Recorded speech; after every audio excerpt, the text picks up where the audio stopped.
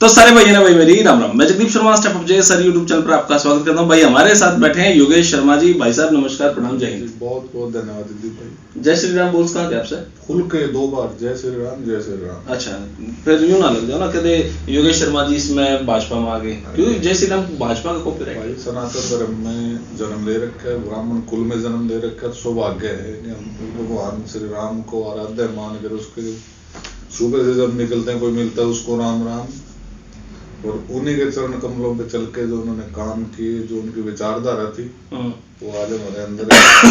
जब पैदा सनातन धर्म में जन्म ले लिया तो ये तो कहने की बात ही नहीं। आपका जो पूछने का तात्पर्य वो मैं अच्छे से समझ रहा हूँ, परंतु नहीं, राजनीति अपनी जगह, जय श्री राम अपनी जगह, श्री राम अपनी जगह, हमारे दिल में बिल्कुल। जो राम को लाए हम उनको लाएंगे, जो राम को लाए हैं हम उनको लाएंगे। तो बिल्कुल लाना चाहिए, जो लाए हैं उनको तो लाना चाहिए, कम से कम सेंटर में तो जरूर लाना चाहिए। अगर गठबंधन नहीं हुआ तो किसका? भाजपा का। वो तो भविष्य आज तो है ना, आज की बात। अगर कल नहीं हुआ तो कल फिर क्या कहोगे? कल तो क्या पता आप भी हैं कि नहीं है,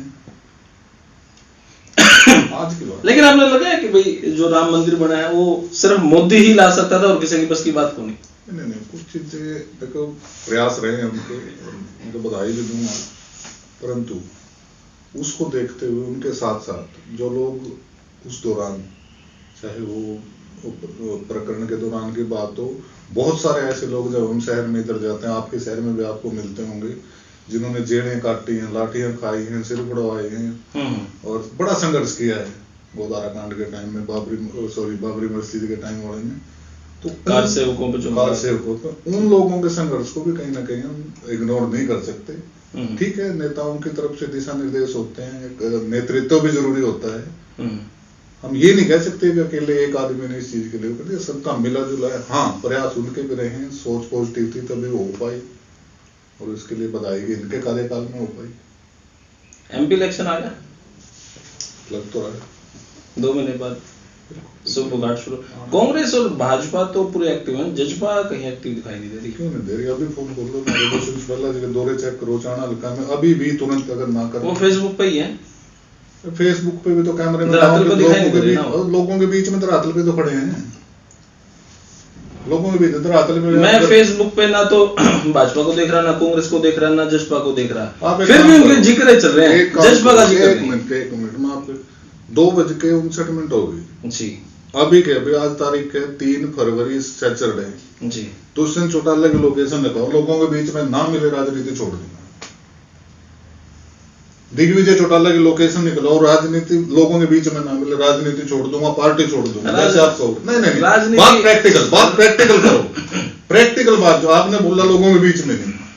मेरे को नहीं पता अभी क्या दौरे क्या नहीं है, एक अब बैठे थे ना, मेरे को ये पता था, परंतु बात आप ये कह रहे हो राजनीति छोड़ दूंगा, जजपा की उम्र राजनीति खत्म हो रही है, कहीं एक भी जिक्र नहीं है, चर्चा नहीं है जनाब।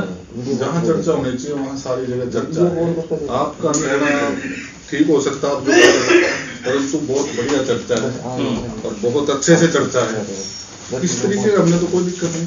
अभी आप कह रहे थे धरातल पे, मैं तो आपको समय दिखा दिया, चैलेंज कर रहा हूँ, इस टाइम मेरे दोनों नेता पब्लिक के बीच में ना हो। शर्मा राजनीति से अभी क्योंकि इलेक्शन आ गया ना, नहीं पहले तो नहीं थे, या मान गया आप होगी ना बात। आपके पास जिनकी कह रहे हो उनके दिखा दो मेरे को, उनसे ज्यादा। चलो एक छोटा सा एग्जांपल मेरा सुनो, आपके दर्शक भी देख रहे हैं और आपसे भी मेरा एक सवाल, आप ये मान रहे हो कि चलो हम सरकार में नहीं, आपके तात्पर्य से कह रहा हूँ, पर डिप्टी सीएम याद रखना दुष्यंत चौटाला ही है। लोग रुक के मारते हैं गठबंधन टूट गया, आज टूट गया, परंतु एक चीज अपने दिमाग में हमेशा रखना, आज भी डिप्टी सीएम दुष्यंत चौटाला का वो जजपा का है। ये सच्चाई है कि नहीं है?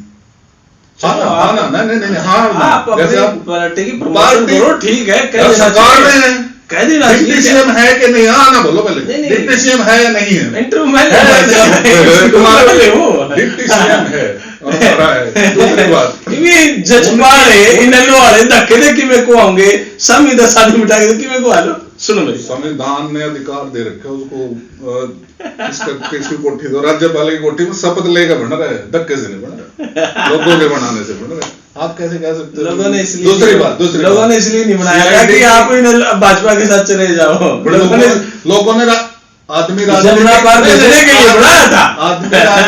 आदमी राजनीति इसलिए भी नहीं करता कि घर में बेटा देखे जाओ। मारे वर्ग गरीब आदमियों के भले हो गए, हजारों वर्कर गरीब आदमियों के भले हो गए।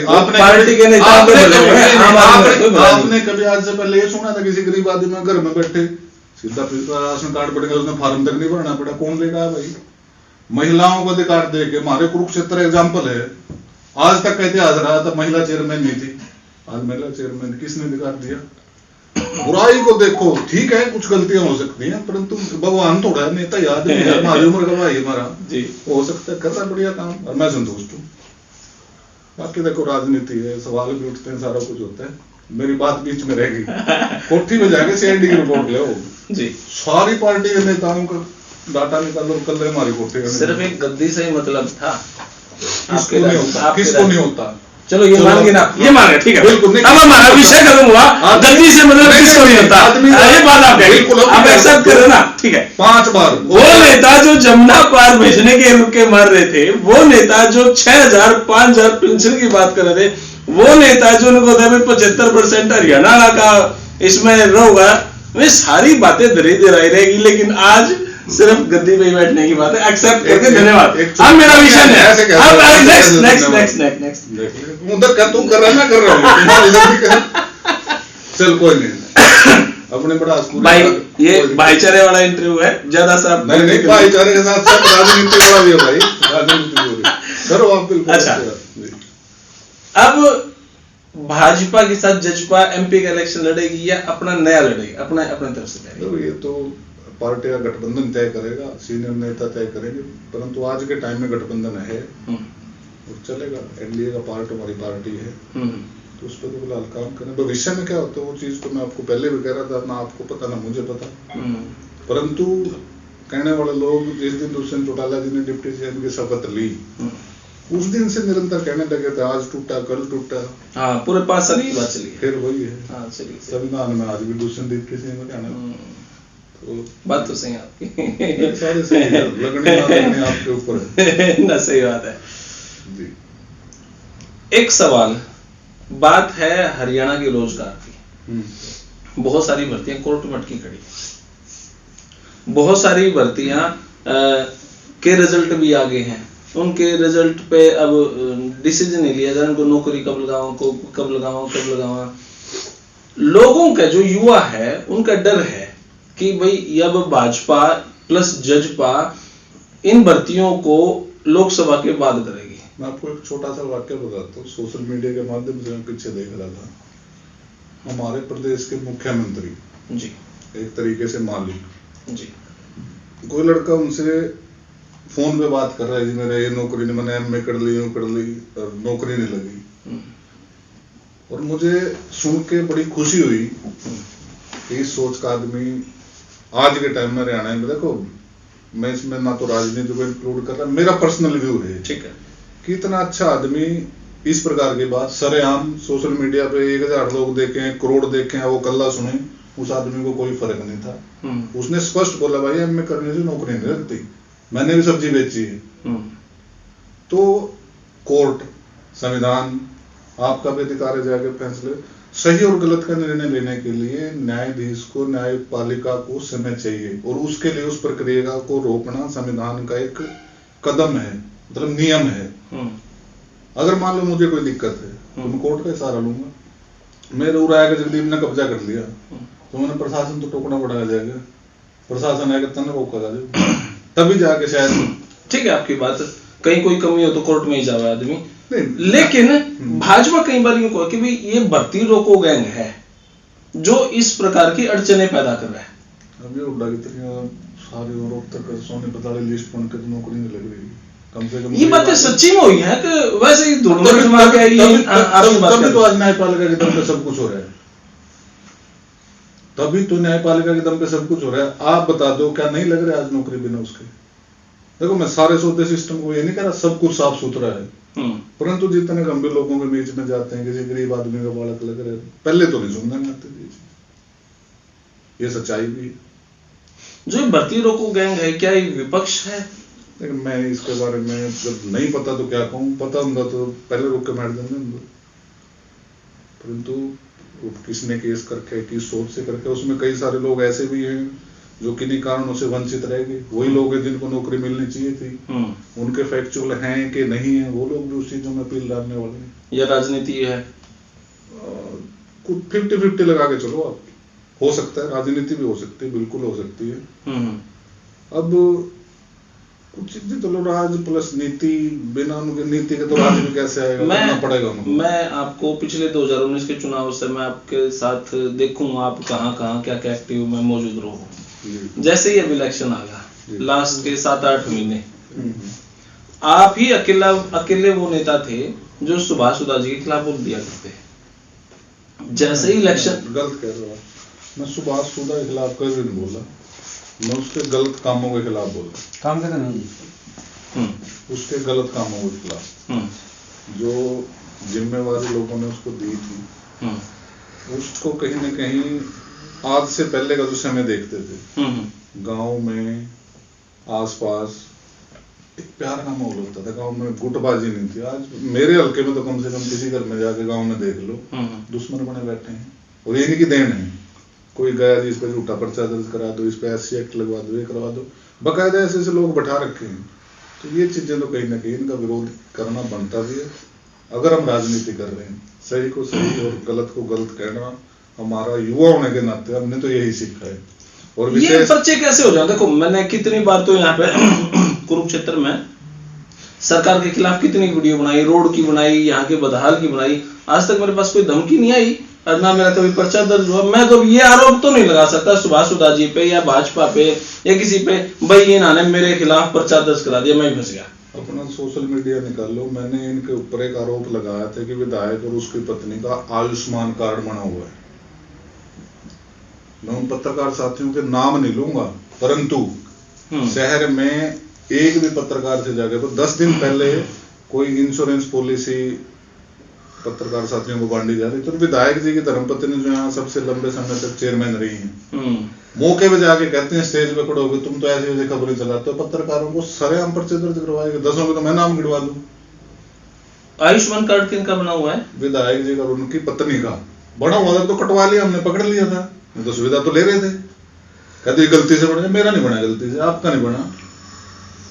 और जिन लोगों ने आप जैसे भाइयों ने अच्छे तरीके से सबने से बड़ा सहयोग किया, खबरें चले उनके ऊपर पर्चे दर्ज किए गए, तो क्या चीजें सही। आज तक वो लोग डरे फिरते हैं और आप कह रहे हो पर्चे नहीं। कुरुक्षेत्र में तो बहुत हुआ, जिस मर्जी से पूछे सारा शहर जानता है। चलो अब उन्होंने क्या छापा, हो सकता है जगदीप बड़ा पत्रकार है, सारा ज्ञान डर भी लगे, तो इतने बड़े दिल के नहीं, वोटर पोक आदमी है, को डर गया तो डरा ले, गुर की देगा मारे आगा हो।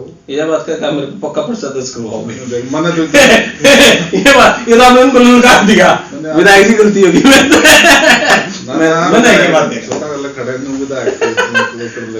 लेकिन अब ये जो 7-8 महीने हैं, आप पूरे 4.25 साल उनके खिलाफ रहे, जैसे ही इलेक्शन नजदीक आ गया, अब कहीं ना कहीं आप पोलाइट हो गए, उनके खिलाफ नहीं हो, मतलब मामला रजामंदी में पहुंच गया। कितने बड़ी देखो रजामंदी में तो जब तक योगेश शर्मा राजनीति करेगा, आप भी यहाँ हो मैं भी यहाँ हूँ, मेरे उनसे विचार नहीं मिलते, उनसे रजामंदी का सवाल ही पैदा नहीं हो सकता है।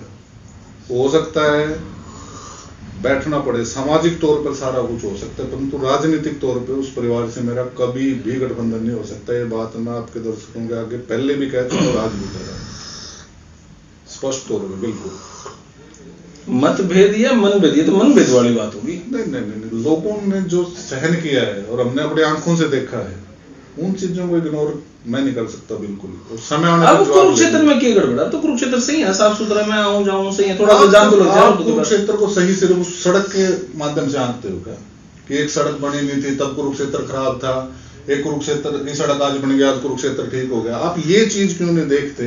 ये वो जगह है जहां भगवान श्री कृष्ण ने गीता को उपदेश दिया था। उस जगह पे इन लोगों ने क्या क्या बंदे छेड़ रखे हैं? क्या छेड़? नगर परिषद के माध्यम से शहर की जमीनों को दबाया जा रहा है, कोई आदमी आवाज उठाते हैं उनके ऊपर पर्चे दर्ज कराए जाते हैं, सरेआम खुली बदमाशी। विधायक पुत्र सरेआम कहते हैं हम डरते नहीं घबराते नहीं, मतलब खुले तौर पर डरेगा तो वो ना जो गलत काम करेगा, फिर कोई गलत काम नहीं करेगा तो करके भी नहीं डर रहे। बहुत सारे ऐसे लोग हैं जिनके अधिकार मिलने चाहिए। आप देखें, इससे शर्म की बात क्या होगी, मोदी जी ने एक स्कीम निकाली, गरीब लोगों को 5-4 लाख रुपए जो मकान बनाने के लिए 2 लाख रुपए में 4-5 कुछ प्रोसेस है, स्टेप। ठीक है, कोई बोले ना बोले, डरते हुए लोग, चलो कोई आदमी ना कहे जी, परंतु आप शहर में जाके एक सर्वे करें, अगर 1000 लोगों को उस चीज का बेनिफिट मिला, उन 1000 में से 900 लोग ऐसे होंगे जिसने 50-50 हजार रुपए किसी कर्मचारी को या सीधा विधायक के पीए के खाते में गए होंगे। मैं कितनी बड़ी बात कह रहा हूं, पर जिम्मेवार हूं अपनी बात का। विधायक के पीए के खाते में। अगर ये बात बड़ी तो प्रूव करना पड़ेगा आपने। कमाल है, आज तक सारा कुछ प्रूव किया है। चैलेंज करता हूं, मेरे से प्रूफ मांग के दिखा दें इस चीज का। चैलेंज के साथ आपके सामने, कैमरे के सामने कह रहा हूं। वो लोग बोल रहे हैं कि इसका प्रूफ दो, हाँ प्रूफ दूंगा, परंतु कार्रवाई की जिम्मेवारी भी देगा, नहीं फिर नंगा करूंगा।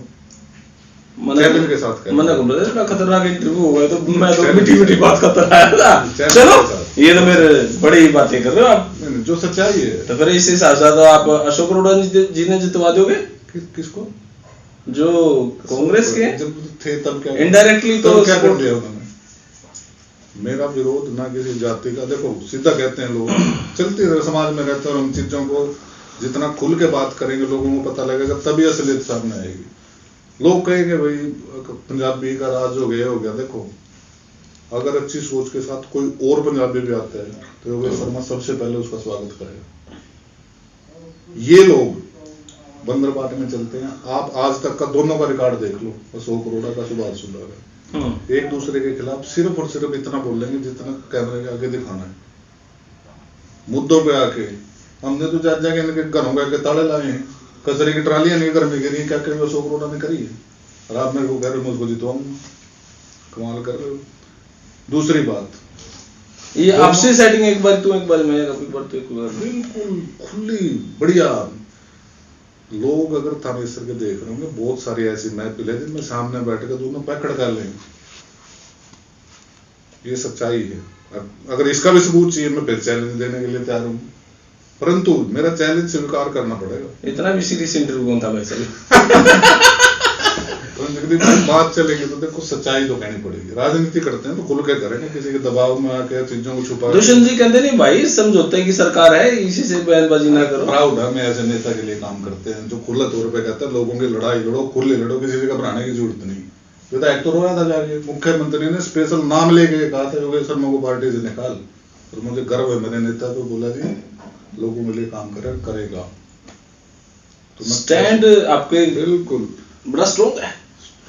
दुष्यंत जी ने मतलब बड़ा अगल रखा आपका। नहीं, अच्छे काम का, गलत करूंगा तो कार्रवाई भी होनी अच्छी बात है। कोई हमने किसी का माड़ा करा हो बताओ, बिल्कुल खुले तौर पे कह रहा हूँ, किसी का नुकसान करके हो, किसी के साथ धोखेधड़ी करके हो, कोई और खुले तौर पे आगे बात। चलो एक सवाल फिर से मैं नौकरी पे आऊं। 20-30 हजार नौकरी का मामला है सर। युवा चाहे कि एमपी के इलेक्शन से पहले हमारे 80% 90% ज्वाइनिंग हो जाए, तो उसके प्रयासरत तो मेरे हाथ का तो मुझे लगता नहीं कुछ है। बाकी आपने बात कही, हम तो अपने नेता के आगे हाथ जोड़ के लोगों की, युवाओं की बात को और मजबूती से रखेंगे। तो जिस तरीके से दुष्यंत जी एक युवा नेता है ना, युवाओं को उन्होंने लुभाया था, युवाओं के लेके लोगों के मन में था भाई योग की में नया सोच है हमारे खातर, ऐसा रिस्पॉन्स इन 5 सालों में आया नहीं। देखिए मैं आपकी बात से बिल्कुल सहमत हूँ, रिस्पॉन्स नहीं आया, परंतु उस रिस्पॉन्स ना आने का कारण ये भी था कि सरकार में सिर्फ हिस्सेदारी 25% थी। अब रिस्पॉन्स, अब ये चीज देखो, अब सारा कुछ दूषित कर देते तो बीजेपी वाले रह जाते शायद, फिर तो उनके पल्ले वल्ले क्या रहता। ये एक दौर था, नोट करो, ये एक दौर था, नोट करो, जब इनेलो का टाइम होता था बीजेपी की टीम उतनी होती थी, तो क्या इतिहास में आज ये कहा जाता बीजेपी ने वो करवा दिया उस समय के दौरान ये कहा जाता ना, नेलो टाइम में होता था। ऐसा ही सेम ये है, हमारे संगठन के पास 25% पावर थी, उसका यूज किया। क्रेडिट तो देखो जब माइनर और मेजोरिटी में बीजेपी है तो उसी को मिलेगा। हम कैसे कह सकते हैं कि हम ये कर दे, कमियां रही हैं और उस पर फिर भी यूथ को लेके कुछ सोचा ही नहीं दुष्यंत जी ने, जो 25% तो सोच ही लेते। इतना दमदार और इतना मजबूत डिसीजन लेके एक पॉलिसी लेके आए थे कि हरियाणा में 75% रोजगारों को दिया जाएगा, हरियाणा के युवाओं को दिया जाएगा, परंतु फिर वही राजनीतिक और कोर्ट की अड़चन तो सरकार आपकी थी। सारा कुछ सरकार से ही नहीं चलता, न्यायपालिका भी कुछ है। ये चीजें देखो कह सकते हो आप, फिर जब न्यायपालिका थी फिर इसे झूठे लुभावने वादे दिए क्यों? बन के आया ना, नहीं पास हुआ ना, पास होके अगर संविधान ने दिया होगा कुछ उसके अंदर ठीक होगा तभी तो वो संसद इसके अपनी विधानसभा के अंदर पास होके आया। अब आगे आके कोर्ट में किसी ने चैलेंज कर दिया तो उसके लिए क्या कर सकते हैं। चलो नेक्स्ट आरोप आप पे नहीं, जो भूपेंद्र सिंह हुड्डा जी पे लगा है, प्लाट आवंटन का, जमीन घोटाले का। ये आरोप सच्ची में है कि सिर्फ इलेक्शन जीतना है इसलिए भाजपा ने लगा रही है? अब ईडी के बार बार छापे भी पड़ रहे हैं, ईडी 2 बार इन 10 दिनों में 2 बार पूछताछ भी हो ली, तो कितने सच्चे झूठे हैं? देखो कुछ चीजें जब होती हैं कोई ना कोई तथ्य तो किसी के पास होते हैं। चार्जशीट दायर हुई है उनके ऊपर। कांग्रेस की सरकार में भी आपने बहुत सारे नेताओं को देखा और बहुत सारे नेता, हमारा तो संगठन ही अब तो एक तरीके से कहें तो ओम प्रकाश चौटाला जी हो तो जनता के नेता होते थे। वो लोग थे जो पब्लिक के बीच में बैठ के खुले दरबार के समय में ये तक कह देते थे पंचायत में, छोटे छोटे थे हम भी सुनते थे कि गाँव में सलाह कर लो किस लड़के को करना। हालांकि मैं एक चीज का पक्ष करूं कि संविधान ये चीजें नहीं कहता, परंतु उस टाइम कुछ और सोच थी लोगों की, आज कुछ और सोच है। भूपेंद्र सिंह हुड्डा और सुरजेवाला ने मिलकर उन लोगों को षड्यंत्र के तहत सीधे बोले लोगों को क्या हल करा, जेलों में गिरा, वो करा। एक आदमी ये तो प्रूव कर दो उन्होंने किसी से पैसे लिए, ये चीजें सब उसमें चलती है, चाहे वो कांग्रेस का राज। जमीन अधिग्रहण वाला मामला है, पता है आपको कुछ इनमें सच्चाई है कि कौन सा जो मानेसर जमीन वाला? इसमें सच्चाई और झूठ का क्या, आप जाके देख लो। जहाँ पहले पहाड़ होते थे 10 एक साल तक आंखों देख की बात, आज पहाड़ का नाम निशान भी दिख जाए आपको तो वो क्या चीज है। आज वहाँ बड़ी बड़ी इंडस्ट्री है, टाउनशिप कटी हुई है, तो इन्हीं के टाइम में बेची हुई चीजें हैं। बिना मुख्यमंत्री की नॉलेज के आप एक कमरा बना के दिखाइए आप जीत में को नहीं। और पीला पंजा कहते हैं, जो पीला पंजा खड़ा मिले तो कहीं ना कहीं तो इनकी मिली भगत रही है। क्यों भुगत रहे हैं आज ये लोग? लेकिन इलेक्शन के टाइम पे आके मामले क्यों दबाव डाला? जमीन आवंटन को तो पहले, और कुछ चीजें तो राजनीति के लिए भी छोड़ दो ना, सारी चीजें कुछ तो टेबल पे बैठ के भी सेटिंग होती है, ऐसी बात नहीं। अच्छा मानते हैं सरकार के टेबल पे कुछ सेटिंग? हालांकि किसका नहीं, मैं यहाँ का बताऊं, अशोक अरोड़ा इनेलो का प्रदेश अध्यक्ष होता था जी, हुड्डा के साथ, तब भी ऐसी ही मारे वर्गे जाएगा हम कहे करते जी काम कराइए। अरे कहाँ, हम तो सरकार में नहीं होनी। इनके बड़े बड़े होटलों की एनओसी मिल जाती थी। ये खड़ा 5 स्टार होटल जीटी रोड पे बेटा वेता, यो खड़ा पुल बन गए, पुल हट के आगे थे तो बिना सेटिंग के तेरी मेरी क्यों हटे, रोड रुके तो ट्रेन खड़े। तो सारी चीजें हैं, सारा चलता है। परंतु देखो इस चीज में मैं उनको गलत भी नहीं कहता। हाँ, ऐसे बेनिफिट लेना गलत है, परंतु राजनीति के साथ साथ एक सामाजिक और व्यवहारिक जीवन भी जरूरी है। हर चीज में दुख सुख में एक दूसरे के जाना, ये चीजें सारी चलती हैं, परंतु बेनिफिट लेना गलत है। और सुनाओ क्या पूछना? मतलब ये बैठ के टेबलों पे सेटिंग होना राजनीति में इतना तो चलता है, इसका मतलब तो खतरनाक चीज है राजनीति। जितने का हमने पता मैंने बताई थी, उससे खतरनाक तुम जितनी नॉलेज मेरे में मैं तो बता सकता हूँ।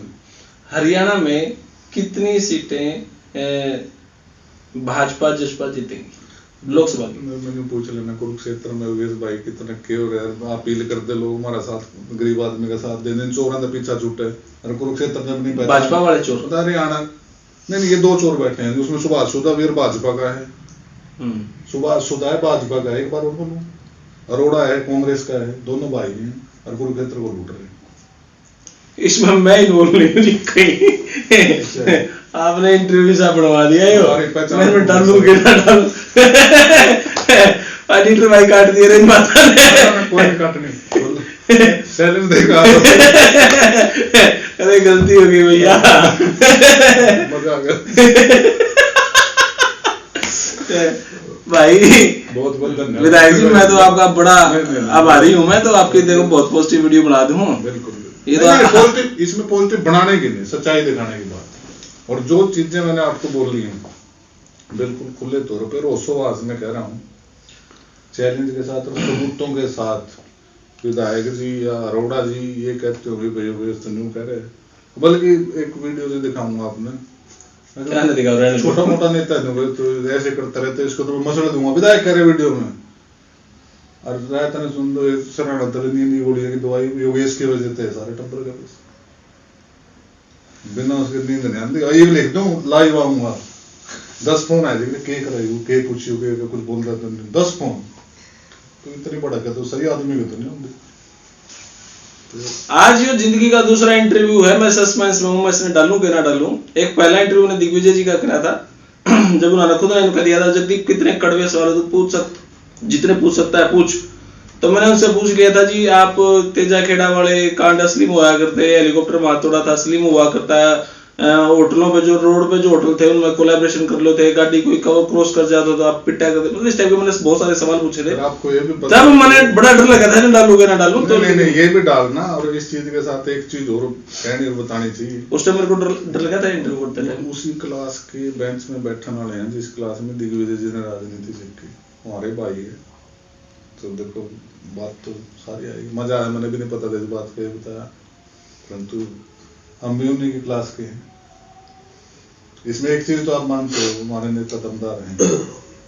हाँ तो थे जाके डाले दमदार कौन होंगे, नट्स को मैं बात छोटा लगी बात। हाँ मैंने मिल की भाई, बहुत बहुत शुक्रिया।